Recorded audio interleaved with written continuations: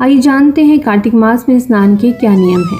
भगवान नारायण के शयन और प्रबोधन से चातुर्मास का प्रारंभ और समापन होता है। उत्तरायण को देवकाल और दक्षिणायन को आसुरी काल माना जाता है। दक्षिणायन में सद्गुणों के शरण से बचने और बचाने के लिए हमारे शास्त्रों में व्रत और तप का विधान है। सूर्य का कर्क राशि पर आगमन दक्षिणायन का आरंभ माना जाता है और कार्तिक मास इस अवधि में ही होता है। पुराण आदि शास्त्रों में कार्तिक मास का विशेष महत्व है। यूँ तो हर मास का अलग अलग महत्व है, परंतु व्रत तप की दृष्टि से कार्तिक मास की महत्ता अधिक है। शास्त्रों में भगवान विष्णु और विष्णु तीर्थ के ही समान कार्तिक मास को श्रेष्ठ और दुर्लभ कहा गया है। शास्त्रों में यह मास परम कल्याणकारी कहा गया है। सूर्य भगवान जब तुला राशि पर आते हैं तो कार्तिक मास का आरंभ होता है। इस मास का महात्म्य पद्म पुराण तथा स्कंद पुराण में विस्तार पूर्वक मिलता है। कलयुग में कार्तिक मास को मोक्ष के साधन के रूप में दर्शाया गया है।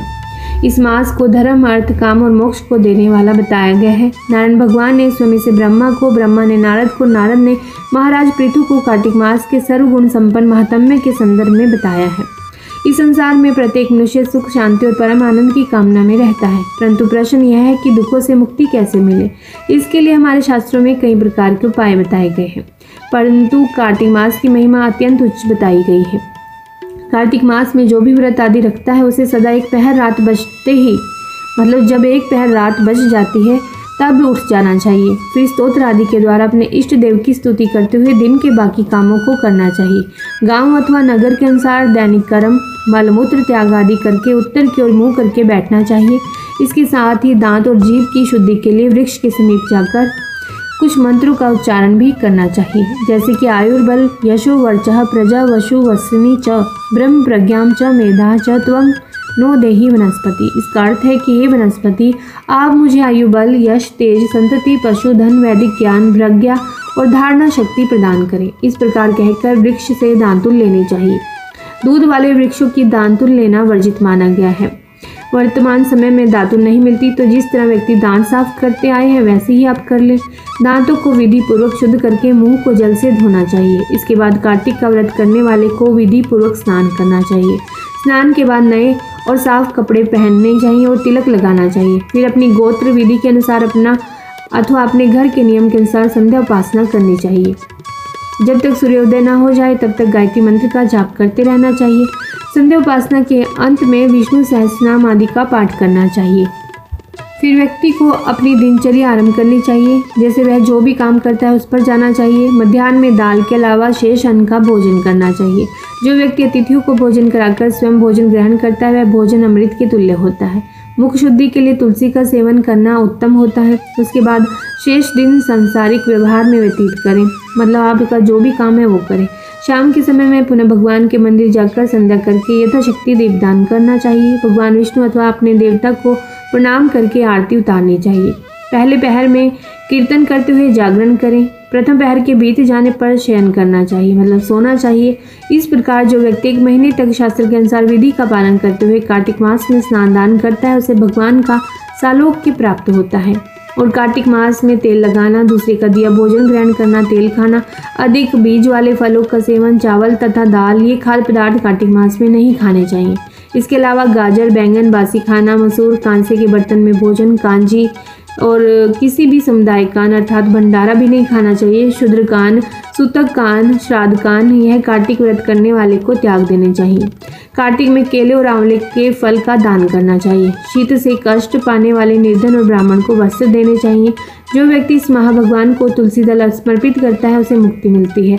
जो कार्तिक की एकादशी को निराहार रहकर व्रत करता है वह पूर्व जन्मों के पापों से छुटकारा पा लेता है। और जो राह चलकर आए हुए थके व्यक्ति को अन्न देता है, भोजन के समय उसे भोजन कराकर संतुष्ट करता है, उससे अनन्य पुण्यों की फल मिलता है। और कार्तिक में भगवान विष्णु की परिक्रमा करने वाले को पग पग पर अश्वमेघ यज्ञ का भी फल मिलता है। कार्तिक में भगवान के मंदिरों में चूना सफाई आदि करवाकर उन्हें सुंदर बनाने में सहयोग देने वाले और उनमें भगवान के निमित्त नवीन वस्त्रों को पहनाने वाले को भी भगवान विष्णु के सामीप्य का आनंद अनुभव होता है। कार्तिक मास में प्याज, सिंघाड़ा, सेज, बेर, राई, नशीली वस्तुएं और चिवड़ा इन सभी का उपयोग भी वर्जित बताया गया है। कार्तिक व्रत करने वाले व्यक्ति को देवता, वेद, ब्राह्मण, गुरु, गौ, व्रती स्त्री और महात्माओं की निंदा भी नहीं करनी चाहिए। कार्तिक मास में नरक चतुर्दशी को यानी कि छोटी दिवाली को शरीर में तेल लगाना चाहिए। इसके अलावा व्रती मनुष्य को अन्य किसी भी दिन तेल नहीं लगाना चाहिए। इस महीने में व्रत करने वाले को कार्तिक में चांडाल, मलेच्छ, पतित, व्रतहीन, ब्राह्मण द्वेषी और वेद बहिष्कृत लोगों से बातचीत भी नहीं करनी चाहिए। मतलब इसमें जो ब्राह्मण का नाम लिया गया है वह ब्राह्मण ही द्वेषी हो। यदि ऐसा ब्राह्मण है तो उससे बात ना करें। यदि अच्छा शुद्ध ब्राह्मण है तो आप उसके संगति में रह सकते हैं।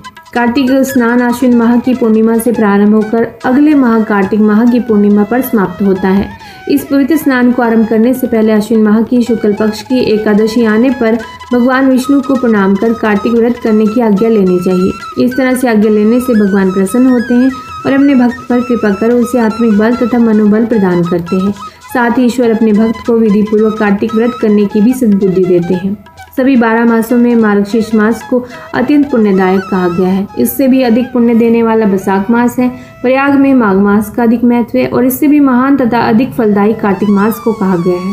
जब ब्रह्मा जी ने एक तरफ सभी प्रकार के दान, व्रत तथा नियम रखे और दूसरी ओर कार्तिक का स्नान रखकर तोला तो कार्तिक स्नान का पलड़ा ही भारी पाया। भगवान कृष्ण को प्रसन्न करने के लिए आश्विन की पूर्णिमा से लेकर कार्तिक की पूर्णिमा तक प्रतिदिन गंगा जी में स्नान करना चाहिए। और यदि गंगा जी नहीं है तब किसी नदी, तालाब अथवा पोखर आदि में कार्तिक का स्नान कर ले। यदि ऐसा भी कुछ नहीं है तो घर में ही बाल्टी ले करके और उसी में किसी भी पात्र में गंगा जल डाल करके आप स्नान कर सकते हैं। और नदियों की कल्पना करनी चाहिए। आपको स्नान करते समय गंगा नदी की कल्पना करनी चाहिए, तब आपको महसूस होगा कि आप गंगा स्नान कर रहे हैं। देवी पक्ष अर्थात भगवती दुर्गा को प्रसन्न करने के लिए आश्विन शुक्ल पक्ष की प्रतिपदा से कार्तिक कृष्ण चतुर्दशी की महारात्रि आने तक प्रतिदिन स्नान करना चाहिए। श्री गणेश जी को प्रसन्न करने के लिए आश्विन कृष्ण चतुर्थी से लेकर कार्तिक कृष्ण चतुर्थी तक नियम पूर्वक स्नान करना चाहिए। और भगवान जनार्दन को प्रसन्न करने के लिए आश्विन शुक्ल पक्ष की एकादशी से लेकर के कार्तिक शुक्ल एकादशी तक प्रतिदिन स्नान करना चाहिए।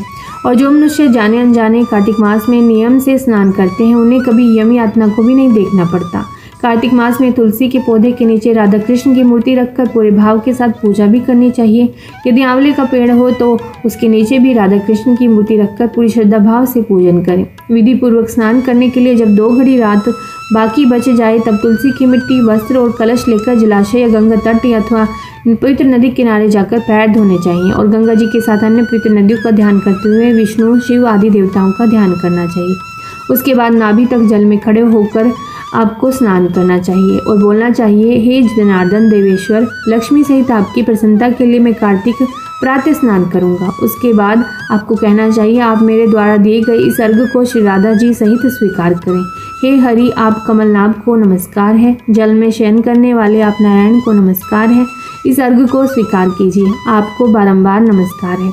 व्यक्ति किसी भी जलाशय में स्नान करे, उसे स्नान करते समय गंगा जी का ही ध्यान करना चाहिए। सबसे पहले मिट्टी आदि से स्नान करके ऋचाओं द्वारा अपने मस्तक पर अभिषेक करें, अघमर्षण और स्नानांग तर्पण करें और पुरुष सूक्त द्वारा अपने सिर पर जल छिड़के। इसके बाद जल से बाहर निकल के अपने कपड़े बदल लेने चाहिए और अपने मस्तक पर भी आचमन करना चाहिए। कपड़े बदलने के बाद तिलक आदि लगाना चाहिए। जब कुछ रात बाकी रह जाए तब स्नान किया जाना चाहिए, क्योंकि यही स्नान उत्तम कहलाता है तथा भगवान विष्णु को पूर्ण रूप से संतुष्ट भी करता है। मतलब 3:30, 4, 4:30 बजे तक आप स्नान कर लें। सूर्योदय काल में किया जाने वाला स्नान मध्यम स्नान कहलाता है और कृति का अस्त होने से पहले तक का स्नान उत्तम माना जाता है। बहुत देर से किया गया स्नान कार्तिक स्नान नहीं माना जाता। मनुष्यों द्वारा 4 प्रकार के स्नान किए गए हैं: वायव्य स्नान, वारुण स्नान, ब्रह्म स्नान तथा दिव्य स्नान। वायव्य स्नान वो होता है जिस स्नान को गोधूलि द्वारा किया जाए, वह वायव्य स्नान कहलाता है। और वारुण स्नान होता है जो स्नान समुद्र आदि के जल से किया जाए, और जो वेद मंत्रों के उच्चारण द्वारा किया जाए वह उसे ब्रह्म स्नान कहते हैं। मेघों तथा सूर्य की किरणों द्वारा जो जल शरीर पर गिरता है उसे दिव्य स्नान कहा जाता है। ब्राह्मण, क्षत्रिय तथा वैश्यों के लिए मंत्र उच्चारण करते हुए स्नान का विधान है। स्त्री तथा शूद्र को बिना मंत्र उच्चार के स्नान करना चाहिए। प्राचीन काल में कार्तिक मास में पुष्कर का स्पर्श पाकर नंदा परम धाम को प्राप्त हुई थी। राजा प्रमंजन भी कार्तिक मास में पुष्कर में स्नान करने से व्याघ्र योनि से मुक्त हुए थे। अतः कार्तिक मास में जो मनुष्य प्रातःकाल उठकर तीर्थ में स्नान करता है सब पापों से मुक्त होकर परब्रह्मा को प्राप्त होता है। आइए सुनते हैं कार्तिक मास महात्म्य कथा का अध्याय 1। मैं सिमरू माता शारदा, बैठे जिह्वा आए, कार्तिक मास की कथा लिखे कमल हर्षाए। नैमिषारण्य तीर्थ में श्री सूत जी ने 88,000 सनकादिक ऋषियों से कहा कि अब मैं आपको कार्तिक मास की कथा विस्तार पूर्वक सुनाता हूँ, जिसका श्रवण करने से मनुष्य के सभी पाप नष्ट हो जाते हैं और अंत समय में वैकुंठ धाम की प्राप्ति होती है। श्री सूत जी ने कहा, श्री कृष्ण जी से अनुमति लेकर देवऋषि नारद के चले जाने के बाद सत्यभामा प्रसन्न होकर भगवान कृष्ण से बोली कि हे प्रभु, मैं धन्य हुई, मेरा जन्म सफल हुआ। मुझ जैसी तरलोक के सुंदरी के जन्मदाता भी धन्य है, जो आपकी 16,000 स्त्रियों के बीच में आपकी परम प्यारी पत्नी बनी। मैंने आपके साथ नारद जी को यह कल्पवृक्ष आदि पुरुष विधि पूर्वक दान में दिया, परंतु वही कल्पवृक्ष मेरे घर लहराया करता है। यह बात मृत्युलोक में किसी स्त्री को ज्ञात नहीं है। हे त्रिलोकीनाथ, मैं आपसे कुछ पूछने की इच्छुक हूँ। आप मुझे कृपया कार्तिक महात्म्य की कथा विस्तार पूर्वक सुनाइए, जिसको सुनकर मेरा हित हो और जिसको करने से कल्प पर्यंत भी आप मुझसे विमुख न हो। श्री सूत जी आगे बोले, सत्यभामा के ऐसे वचन सुनकर श्री कृष्ण ने हंसते हुए सत्यभामा का हाथ पकड़ा और अपने सेवकों को वहीं रुकने के लिए कहकर विलास युक्त अपनी पत्नी को कल्पवृक्ष के नीचे ले गए और फिर हंसकर बोले, हे प्रिय, 16,000 रानियों में से तुम मुझे प्राणों के समान प्यारी हो। तुम्हारे लिए मैंने इंद्र एवं देवताओं से विरोध किया था। हे कांते, जो बात तुमने मुझसे पूछी है उसे सुनो। एक दिन मैंने श्री कृष्ण तुम्हारी सत्यभामा की इच्छा पूर्ति के लिए गरुड़ पर सवार होकर इंद्रलोक जाकर कल्पवृक्ष मांगा। इंद्र द्वारा मना किए जाने पर इंद्र और गरुड़ में घोर संग्राम हुआ और गौलोक में भी गरुड़ जी गौओं से युद्ध करने लगे। गरुड़ की चोंच की चोट से उनके कान और पूंछ कटकर गिरने लगे, जिससे 3 वस्तुएं उत्पन्न हुई। कान से तंबाकू, पूंछ से गोभी और रक्त से मेहंदी बनी। इन तीनों का प्रयोग करने वाले को मोक्ष नहीं मिलता। तब गौओं ने भी क्रोधित होकर गरुड़ पर वार किया, जिससे उनके 3 पंख टूटकर गिर गए। इनके पहले पंख से नीलकंठ, दूसरे से मोर और तीसरे से चकवा चकवी उत्पन्न हुए। हे प्रिय, इन तीनों का दर्शन करने मात्र से ही शुभ फल प्राप्त हो जाते हैं। यह सुनकर सत्यभामा ने कहा कि हे प्रभु, कृपया मुझे मेरे पूर्व जन्म के विषयों में बताइए कि मैंने पूर्व जन्म में कौन कौन से दान और व्रत और जप नहीं किए हैं। मेरा स्वभाव कैसा था, मेरे जन्मदाता कौन थे और मुझे मृत्युलोक में जन्म क्यों लेना पड़ा। मैंने ऐसे कौन सा पुण्य कर्म किया था जिससे मैं आपकी अर्धांगिनी हुई। इस पर श्री कृष्ण जी ने कहा, हे प्रिय, अब मैं तुम्हारे द्वारा पूर्व जन्म में किए गए पुण्य कर्मों को विस्तार पूर्वक कहता हूँ, उसे सुनो।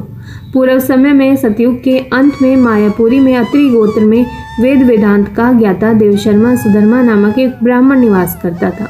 वह प्रतिदिन अतिथियों की सेवा, हवन और सूर्य भगवान का पूजन किया करता था। वह सूर्य के समान तेजस्वी था। वृद्धावस्था में उसे गुणवती नामक कन्या की प्राप्ति हुई। उस पुत्रहीन ब्राह्मण ने अपनी कन्या का विवाह अपने चंद्र नामक शिष्य के साथ कर दिया। वह चंद्र को अपने पुत्र के समान मानता था और चंद्र भी उसे अपने पिता की भांति मानता था। एक दिन वे दोनों कुश और समिधा लेने के लिए जंगल में गए।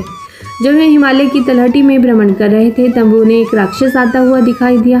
उस राक्षस को देखकर भय के कारण उनके अंग शिथिल हो गए और वे वहां से भागने में भी असमर्थ हो गए। तब उस काल के समान राक्षस ने उन दोनों को मार डाला। क्योंकि वे धर्मात्मा थे, इसीलिए मेरे पार्षद उन्हें मेरे बैकुंठ धाम में मेरे पास ले आए। उन दोनों के द्वारा आजीवन सूर्य भगवान की पूजा किए जाने के कारण मैं दोनों पर अति प्रसन्न हुआ। गणेश जी, शिव जी, सूर्य और देवी, इन सब की पूजा करने वाले मनुष्य को स्वर्ग की प्राप्ति होती है। मैं एक होता हुआ भी काल और कर्मों के भेद से 5 प्रकार का होता हूँ। जैसे एक देवदत्त, पिता, भ्राता आदि नामों से पुकारा जाता हूँ। जब मैं दोनों विमान पर आरूढ़ होकर सूर्य के समान तेजस्वी रूपवान चंदन की माला धारण किए हुए मेरे भवन में आए, तो वे दिव्य भोगों को भोगने लगे। इस तरह सत्यभामा पहले जन्म में सुधर्मा नाम के ब्राह्मण की कन्या गुणवती थी, जिसकी विवाह सुधर्मा ने अपने शिष्य चंद्र से कर दिया था। ओम नमो भगवते वासुदेवाय। ईश्वर परम कृष्ण सच्चिदानंद विग्रह अनादिरादिर गोविंदा सर्व कारण कारणमः।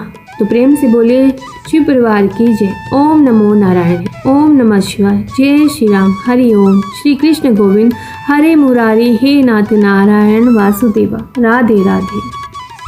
आप सभी से निवेदन है कि आप वीडियो को लाइक जरूर कीजिएगा और इस चैनल पर आप कार्तिक मास के महात्म्य और अन्य प्रेरणादायक कथाएं भी श्रवण कर सकते हैं। तो आप इस चैनल को सब्सक्राइब जरूर कीजिएगा और इन कथाओं को सुनकर के आप पुण्य के भागी अवश्य ही बनिएगा। सनातन धर्म की ये जानकारियाँ आप सभी के मध्य में बांटी जा रही हैं। तो बोलिए ओम नमो नारायण।